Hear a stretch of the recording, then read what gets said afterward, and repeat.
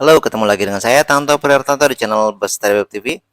Tadinya saya mau nyobain freestyle ya, pakai drone 5 ini nih, tapi tidak beruntung ya. Alhamdulillah ala kulihal ya. Pas colok baterai meleduk, nih langsung terkelupas dan itu juga kosong ya. Konektornya kosong.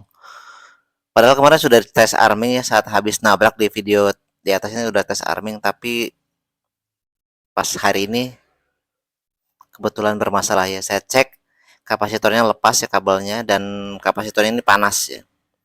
Mudah-mudahan sih hanya masalah short di kapasitor. Jadi kalau short di kapasitor itu hanya ngerusak ke baterai ya, nggak merembet ke yang lainnya. Oke, karena ini nggak bisa, kita terbangin Avata saja ya.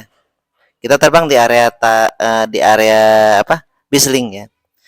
Sekalian nyoba penetrasi ke beberapa gedung ya. Jadi kita selip-selip ke terhalang gedung. Mudah-mudahan nggak ada masalah ya.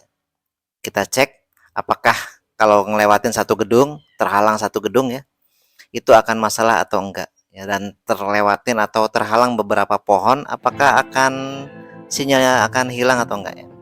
Jangan lupa set file save ke hover ya kalau untuk belusukan, karena kalau untuk belusukan pakai RTH nanti drone-nya saat lost connect dia akan naik ke atas dan nabrak pohon ya.